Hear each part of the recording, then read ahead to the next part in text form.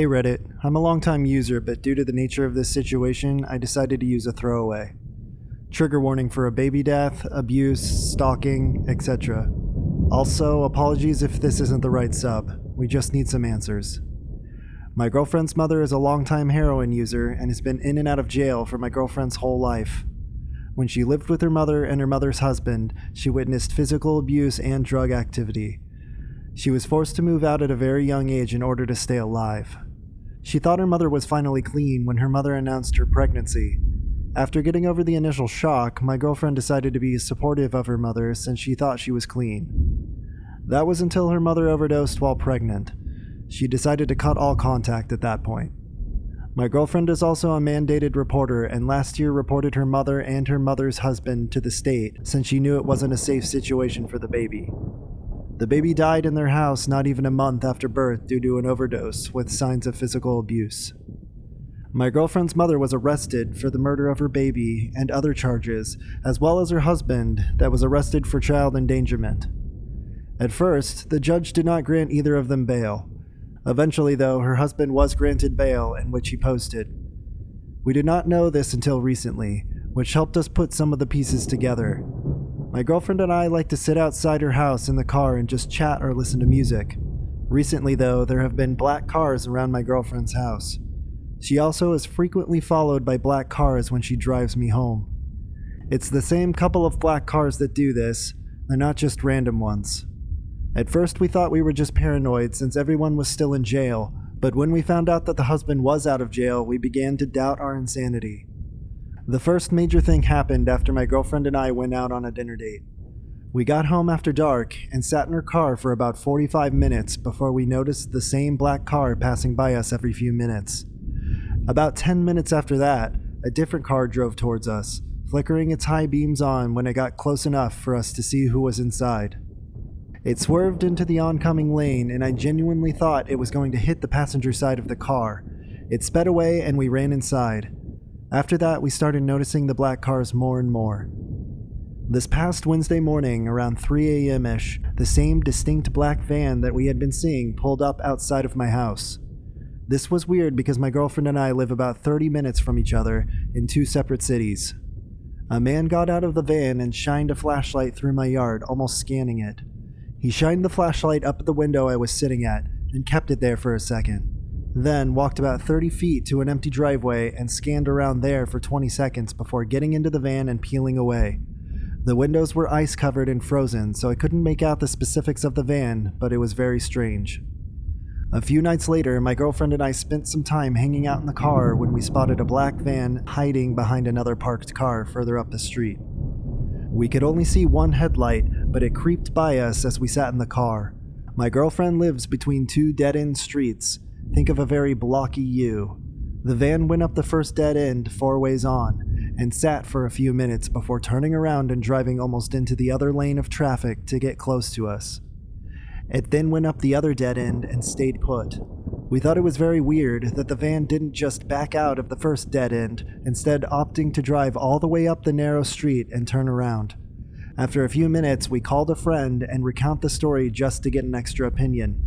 While my girlfriend was talking to our friend, I got out of the car to go for a cigarette and to see how far away the van was. I walked up the dead end that the van was on for about 15 feet before getting the worst gut feeling I've ever gotten. Across the street from me was a black mass, which was darker than the darkness around it. I decided to just turn around and rush my girlfriend into the house. Later that night, we heard a bang coming from downstairs, followed by what sounded like a boot. We locked the bedroom door, and I sat against the door with a baseball bat, hoping to barricade it. A few minutes later, we heard a car door slam before the sounds of tires squealing off and a car driving away. Our initial thought was maybe it had come from the TV, but we paused it, and the TV in the next room is never loud enough. When I went downstairs an hour later to get water, there was nothing damaged or missing. We theorized that maybe it was the sound of the front door trying to be opened even though it was deadbolted. My girlfriend's exterior wall doesn't face the road, and we've never heard car sounds before. It is, however, next to a private driveway, and sometimes we'll hear her grandparents' car door close to the neighbors backing out. The next day, I was shoveling the sidewalks at my girlfriend's house, an activity that took about 20 minutes, and I saw the same black Chevy Silverado with mud streaks on the tailgate.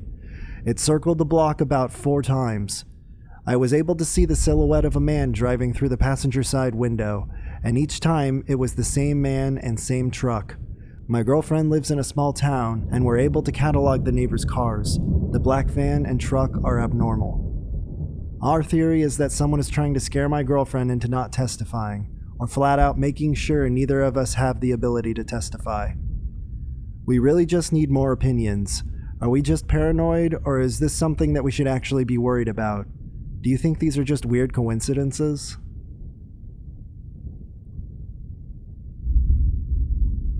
I was always an extremely small and sickly child.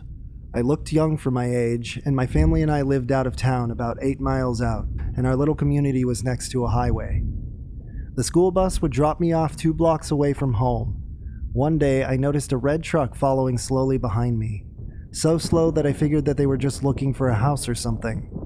I ignored it and walked to the end of my house. That was the end of that. Consistently, this truck would follow slowly behind me. After a couple days of this, I walked into my house. I was always the first one home, and I looked out the window. Inside was an older man and a black lab. He was staring at me, idling inside his truck. Then he just pulled away. I decided enough was enough. I told my parents. Of course, my sister was quick to jump in that I was lying, but my mom thankfully believed me. She drove me to the bus stop the next morning. The red truck was there, across the street at a gas station, pointing toward the bus. I got on the bus and my mom decided to drive around the truck. She described the scene. The man was disheveled and dirty, hunched over in his seat just staring at the bus. His license plates were caked in mud, so she couldn't make them out though. It freaked her out so much she called the police and the school. I went to school and was quickly pulled into the office. The man had been spotted at the school, waiting in his truck.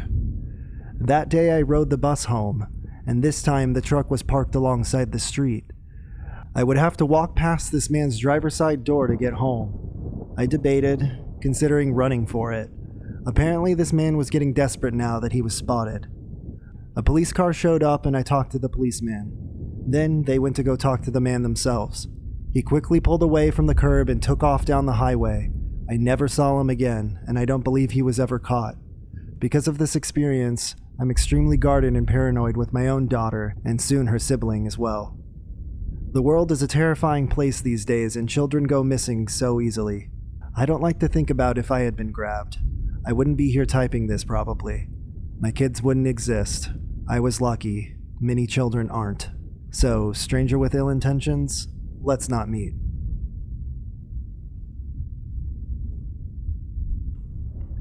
When I was 10, my parents and I went to visit my grandmother for spring break. My cousin also came to visit, and we decided we wanted to go to the YMCA for the day. My grandmother dropped us off, and she said she would come pick us up in about 4 hours. On that day, the YMCA was pretty empty. There were a couple of adults in the exercise room, but that's about it. We went to the basketball court, and after about 2 hours of playing tag and shooting baskets, we were bored. I've never been the biggest fan of swimming, but this YMCA had a pretty cool pool, so we changed into our bathing suits and headed in there. The pool was completely empty except for the lifeguard. We played a bunch of games and swam laps, but after about an hour, there wasn't much left to do, and there was no one except us to hang out with to keep things interesting. So we decided to play a game of seeing how long we could hold our breath underwater. We stood in the shallow end near the clock on the wall so we could time ourselves. Instead of fully submerging, we would just stick our heads face down into the water. We did this a couple of times and I was winning, and on our last round I felt a tap on my shoulder. I figured it was my cousin giving up and telling me that I had won, but instead it was the lifeguard who told me to knock it off or she was going to have to ask us to leave the pool. Since we were tired of being in the pool anyway, we figured we would get out, get dressed, and go back to the basketball court until my grandmother came and picked us up. We only had an hour left anyway, and the water was freezing. As we got out though, the lifeguard stopped us. She asked if we wanted to go into the sauna to warm up and dry off first. The sign on the sauna said 18 years or older, so of course we were super excited that she allowed us to do that. She walked us to the sauna and unlocked the door. The door was glass and the interior was made entirely out of wood. Inside, above the door, there was a clock, probably to help make sure you were not in there for an unsafe amount of time. The lifeguard stand was adjacent to the sauna, but if you looked out the door, you could clearly see it. She followed us in and went over to the thermometer encased in plastic and unlocked it so she could crank up the heat. I figured that she must have to turn it on each time, so I didn't really think much of it. Both my cousins and I were very short girls, and so we couldn't see the temperature that was printed on the thermometer knob, but I know she was turning up the heat. Then she left and shut the door behind her. I thought I saw her lock the door too, but I thought to myself, why would she lock the door when we might want to get out? I checked the clock and decided we should get out in about 10 or 15 minutes. It was already pretty warm in the sauna, but now the room was blazing. It felt really nice because I was cold from the pool, but about after 15 minutes, it was starting to get a little bit too hot and my cousin agreed that we should just get out and leave and get dressed. I went to turn the knob on the door, but it wasn't budging.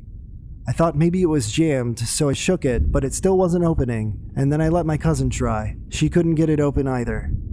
We figured the lifeguard would be back in a couple of minutes, so we just sat back down and waited. The room was now getting hotter, and I really wanted to leave. I got up and started banging on the door and shaking and twisting the knob, trying to get the lifeguard's attention. My cousin got up and joined me. We started screaming at the top of our lungs for her to let us out, but she just stared straight ahead. I don't think that there was any way that she couldn't have noticed or heard two little girls banging and kicking the door and screaming. Now we had been in there about 25 minutes. It was so hot in the sauna that it hurt to breathe. It felt like my lungs were on fire and my eyes and skin were burning. We sat back down to put our towels over our heads because they were still a little damp and it made it easier to breathe. I was so worried about my cousin as she is a couple of years younger than me. I looked at the clock and I saw that we had been in there for 35 minutes now. I got up and walked to the door again and saw the lifeguard still just staring straight ahead. Again, I tried to get her attention by screaming that we wanted out and banging on the door as hard as I could, but still nothing. I was starting to get pretty dizzy, so I went to go sit back down, but the wooden seats of the sauna burned my skin. My towel was completely dry, so I put it underneath me to sit on. My hair was also dry, but I wrapped it around my face to cover my nose, and I squinted my eyes so that they didn't burn as bad, but I could still watch if anyone walked past the door. It helped a little bit. My cousin was laying face down with the towel over her head, not moving or saying anything, so I nudged her to make sure that she was okay. She was, but I could tell that we really needed to get out of there soon because she seemed to be a bit disoriented. It had been 45 minutes now, and I was extremely nauseous. There was no way that the lifeguard would forget we were in there, and I thought she would have come back soon, but there was the little voice in my head telling me that maybe she purposely locked us in there. Finally, a man walked past the door toward the pool, but for some reason, I just couldn't get up. My whole body was on fire and I felt so dizzy. Luckily, this man wasn't going to the pool. He wanted to be let into the sauna and came back with the lifeguard. I saw them walking this way and I immediately jumped up to grab my cousin. I knew now that for sure she had locked us in there because she pulled out her keys to unlock the door and let the man in. I didn't want to take any chances of us being trapped in there any longer, so as the man was trying to walk in, I was trying to shove our way out. As we were going out, the lifeguard started trying to shut the door and push us back in with it. The man was clearly confused about what was going on and said, I think they want out. The lifeguard let out a sigh and opened the door fully, and we ran away as fast as we could into the changing room. We only had about 10 minutes now before my grandmother was supposed to come pick us up. We were both so shaken by what had just happened that we didn't say anything to each other as we got dressed or on the car ride home. When we finally got back to the house, my parents were making us dinner and I told them the story of what had just happened. They thought I must have been exaggerating and they didn't believe me. I truly think that this woman was trying to let us cook alive in there. The only bit of doubt that I have is what would have happened if we actually died. She obviously would have gotten the blame, but what was her end game? I'm 21 now, but I think about this interaction all the time, and when I'm in small spaces or I get too warm, I still have panic attacks. No one truly believes this story, and I get it, it's pretty absurd. I'm not sure if I'm allowed to ask for opinions, but do you think that this could have been some crazy misunderstanding? Or do you think that she really just left us in there to die? And why? I'll start this by saying I'm a 29-year-old female from a small town in northern Tennessee. The kind where everyone knows everyone, and the kind where you have to drive 30 minutes to an hour to a job that pays a living wage.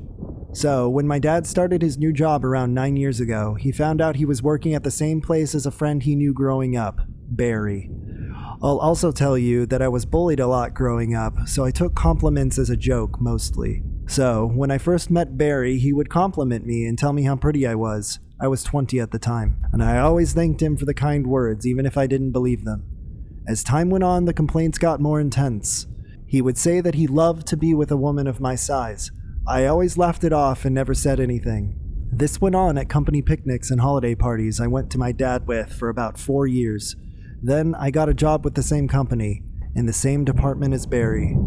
Things were okay for the 3 months he trained me. He still complimented me daily and I thanked him for the compliments. After my training though, I went to the night shift and only saw him for the 30 minutes of overlap per shift. Then, 7 months into the job, my boyfriend and I broke up. Barry was sympathetic at first, then became a different person. His compliments became more focused on my body and not my face. He would stare at certain body parts while speaking to me and cock his head to the side while standing behind me if I bent down to pick something up. As a woman in a prominently male work environment, I was used to being stared at, but this was excessive. When I became single, he would ask me about my sexual history, my preferences in the bedroom, if I'd be with a man of his age, or a man of his size, which was about 5 foot, and he was over 300 pounds. He'd become frustrated when I told him no. Declining everything he asked me never stopped him though. He just upped his game. He started talking about me and my body to other people at work and asking them questions about me, or trying to get them to ask me questions he wanted answers to. He did this numerous times to my best friend, who we'll call Jay for privacy reasons. Well, luckily for me, Jay just so happened to have a massive crush on me. He never do anything Barry asked of him, and he always told me everything Barry said or asked. This continued on for about another 8 months, and then Barry came to the night shift, so my 30 minutes with him became 8 hours. He would start telling me all about his sexual history, unprompted. The questions, comments, and staring never stopped. To give you all a small example, this man asked me if he had won the lottery, would I sleep with him for money. I said no, of course. He offered me $1,000 one time to have sex with him, and I still said no. I told him there was no amount of money in the world that would make me sleep with him. He got mad at that. He asked for nude pictures, which I still said no to. He'd ask Jay to try to sleep with me and take pictures and videos, and he'd also say no. This all led to me being consistently stressed out and always looking over my shoulder to see if he was staring at me when I had to bend over to pick something up or if I had to reach for something. I'm a very petite woman and all my work clothes at the time were about 2 sizes too large, so you couldn't see my body shape at all. I did that to try to make him stop staring though, but it didn't matter. He still did. I stopped talking to him completely. I stopped being in his vicinity, but he continued to pursue. His comments were just to other people in the building, mainly Jay. It came to a breaking point one week when my supervisor told me that my department had to work one weekend, alone, just Barry and myself on our shift. I ended up begging him not to make me come in. I told him I would call out and take a point, or whatever I had to do. I told him how scared I was to be alone with that man. I ended up saying no man should be alone in a building this size with a woman, period. He actually listened and canceled the overtime. He made sure I was never alone with Barry without a third person around either. I finally broke down and told HR about it all, but that turned out to be a waste of time. It continued for 6 more months, but thankfully I was on medical leave for surgery for 2 of those months. Then, in November of last year, the right person on my shift heard me crying and complaining to Jay about everything before going home one night, and they complained to HR on my behalf. HR finally opened an investigation. They asked me a ton of questions and my answers filled up 2 notebook pages front and back of just the comments and questions from him over 3 years. They asked Jay a ton of questions too, as well as a few other people who had worked around us, and 3 days later, he was finally let go for harassment. He threatened me the day that they put him on suspension for the investigation, and he was banned from the company property unless he wanted to be arrested. I filed a no-contact order against him and I haven't heard from him in over a year. Jay finally told me that Barry had admitted to him at one point shortly before he was let go that if he ever got me alone, he was going to rape me and do ungodly things to me and just leave my body somewhere. So I'm extremely grateful to my supervisor for not letting that happen to me. I had to type this out twice to get my thoughts in order, but the thing that bothers me the most about it all is that Barry had a daughter a year younger than me, and she had nothing to do with him when I knew him.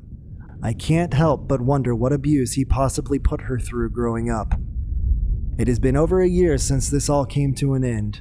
I'm no longer scared at work, I'm no longer on edge or stressed out, and I'm not living in those baggy-ass clothes anymore. But as long as Barry is living and breathing in my hometown, I will not live there. And he's made a lot of enemies in that small town because of this.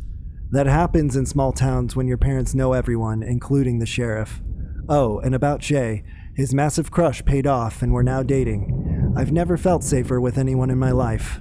So Barry, the pervert who made my work life hell for 3 years, let's never meet again. And to any other girl or woman who is being harassed at work, do not be afraid to speak up. I promise you it's worth it to tell someone. Every day I walk home from school with my friend because she lives only a little bit away from me, so our routes line up. At the start of the school year, we noticed there was a man usually looking at us from his window while we walked home from school. We found it a little weird, but ultimately didn't think much of it. A few months ago, after the heat of summer died down a bit, he started sitting out on his porch when we were walking by. Usually he would just smile at us. Sometimes I smiled back, but I usually just ignored him. One day, as I was walking by his house, he waved to me from where he was sitting. I stopped and waved back at him and told him to have a nice afternoon as I walked past. It felt a little weird because he didn't reply, but eventually I forgot about the whole thing. Once my mother was at work and I was alone at our house, I noticed him walking past my house several times through my window. I felt very creeped out and uncomfortable from it. I considered talking to my parents about it just in case, but I ultimately convinced myself he wasn't doing anything wrong, so it didn't really matter. Yesterday, I walked home from school alone because I stayed behind with some other kids outside the school for a few hours since we had art club that day, and I didn't want to walk home just to have to come back fairly soon after. I had just bought myself a nice pair of wired headphones a few weeks ago with the money I'd been saving up for a long time since I don't have a job. I was playing them over one ear as I was walking home. On the way home, there is a public lot with a stable on it that I like to cut through to get into my yard as quick as I can, rather than walking around the property. Sometimes people like to hang around it to meet up, but there wasn't anyone that I could see this time. As I rounded a corner on the stables, someone grabbed the back of my shirt. From the way they were grabbing it, I could see part of their hand. I jerked forward and they grabbed the top part of my headphones. The wire was at the bottom part of my neck and it got stuck for a moment. I remember feeling like if I couldn't get away now, something very bad was going to happen. The wire eventually snapped and I took off running as fast as I could, screaming. They let go of my shirt and I hopped the half-length fence to our property. I ran as fast as I could out onto the sidewalk in front of my house because I was worried that I would take too long on the lock if they were following me. By the time I actually got to the sidewalk point, I was crying and I felt like I was going to collapse because I was so scared. When I looked over my shoulder, I couldn't see anyone, but I kept running until I reached my friend's house in case whoever was there was still around. When I got there, I was in tears, and it took a bit to explain the situation because they couldn't understand me. They tried calling my mother, but she wouldn't pick up the phone.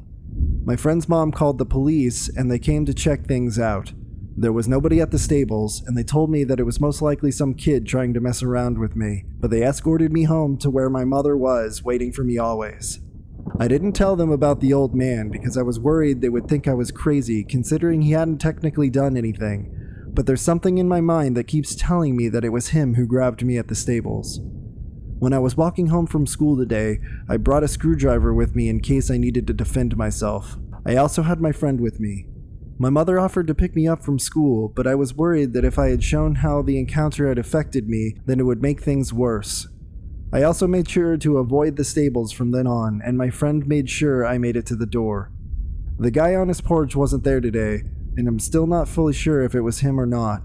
I feel terrible that my headphones broke, but I can't help but wonder what would have happened if they didn't. This happened a few years ago. It was pretty late, past 1:30 or 2 a.m. I was living with this boy who was pretty abusive, and he had gotten really jealous at this party we were at earlier that night. Not even an hour after we had gotten home, he tossed me out onto the front porch and locked the door behind me. I was knocking and pleading for him to please let me back inside.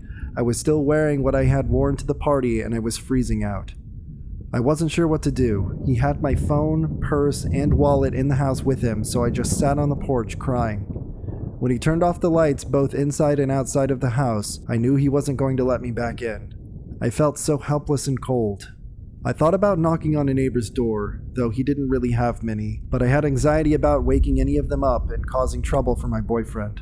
So instead, I decided I would try to walk to this gas station and motel that were nearby, so I could use their phone to try and call a girlfriend of mine to see if I could sleep over with her.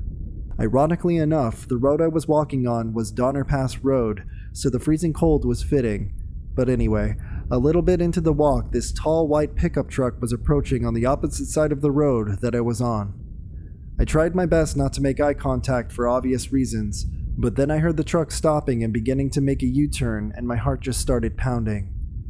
I just about froze up, but forced myself to speed walk at the very least. The truck pulled up to me, and this guy rolled down the window and asked what I was doing out this late.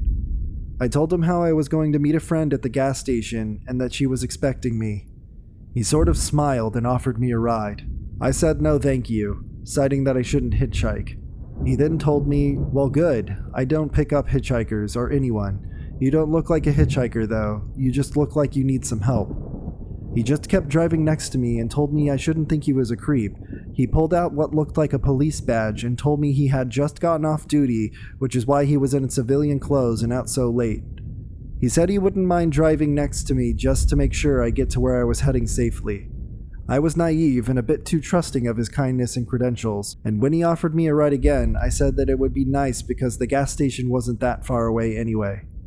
He popped the door open for me and I hopped in. The radio was low, it was a little messy, the ashtray was full of cigarettes. There were a lot of newspapers on the passenger floor, and as I was moving my feet, some of the papers shifted, showing a pair of handcuffs, some coffee cups, empty water bottles, rags, a highlight-colored bandana, and some other things. He apologized, saying that his truck looked like he was hunting, but it was super warm, so I was just happy and didn't mind at all.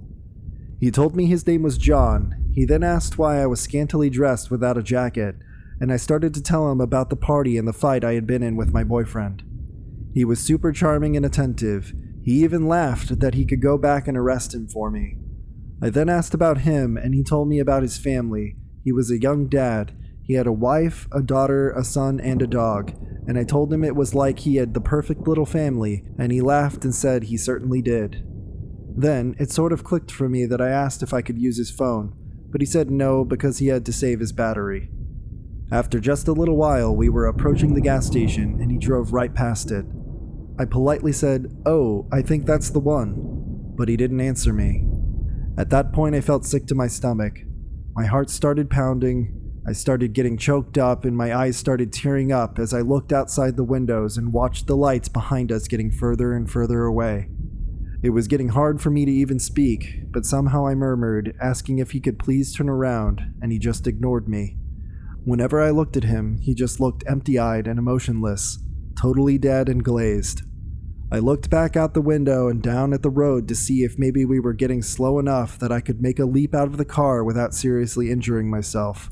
I remember always hearing in my head, never go to the second location, but I thought about the possibility of jumping out and breaking an ankle and how it would be a lot harder to get away with 1 foot as opposed to 2, debating with myself that there was snow on the ground, but then again, snow is hard to get along in, especially when you're not fully clothed.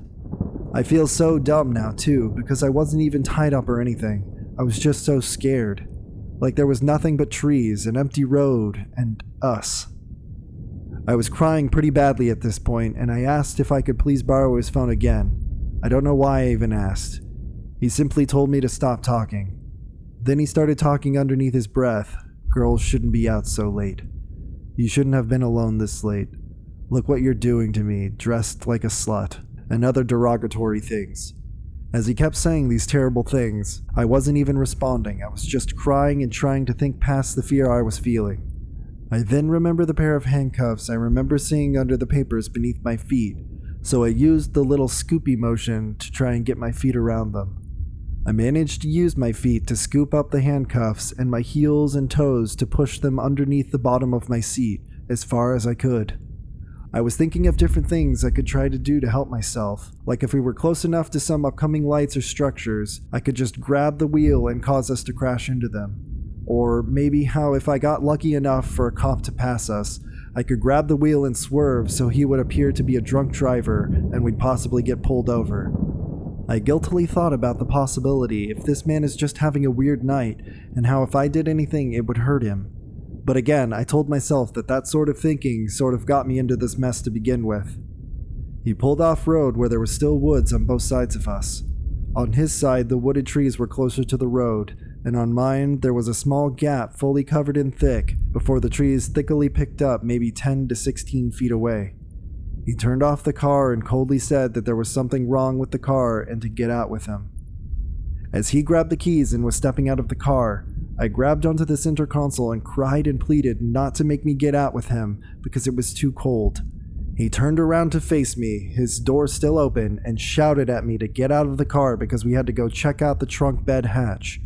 I dug my fingernails deeper into the console, thinking my cries of no and head shaking would cause him to come around to my side of the car and drag me out himself. I was crying and said, "Please, John, I'm so cold and scared." I was thinking of everything I ever heard. Humanize yourself. Use first names. He simply stared at me in this way I can't even describe to this day. I don't even know how to start.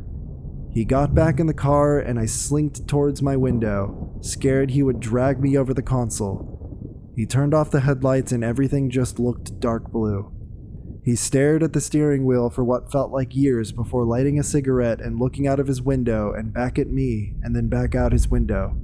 He heard me shuffle my feet on the newspapers. I was just adjusting my legs at this point, but while still staring out of his window, told me if I thought about running, he had a quick way to get me where he wanted me.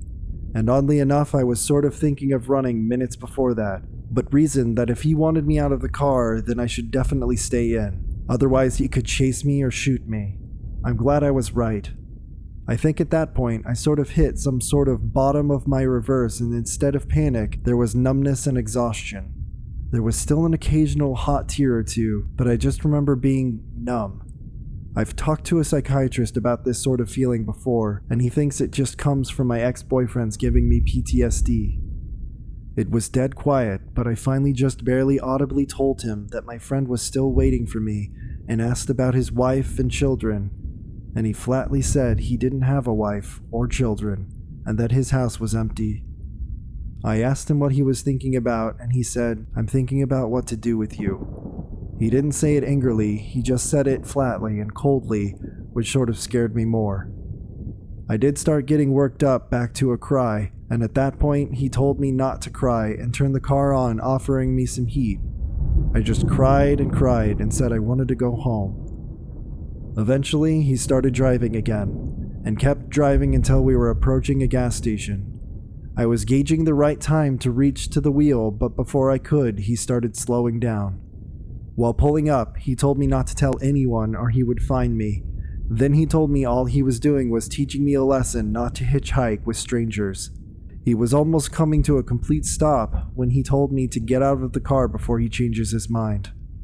Before he could even get another look at me to assess my understanding, I was already down out of the truck and sprinting towards the gas station.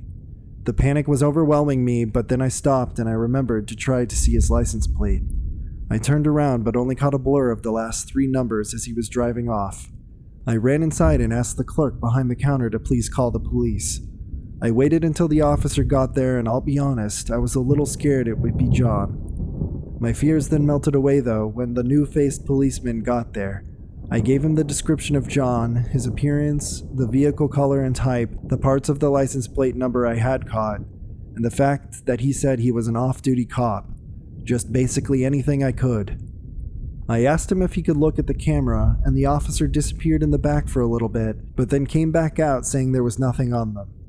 I asked if I was able to look, and the officer said no, and asked me if I didn't trust him and told him of course I did. The officer gave me a ride to my friends, lecturing me for hitchhiking, consisting of him repeatedly asking me if I knew who Ted Bundy was. Of course I knew. I was just naive to think it could ever happen to me, and I was desperate for some warmth. I never heard anything back about the report that was made. They never came back to me aside from this one time I was told my case number didn't exist, but that didn't stop me from trying to follow up.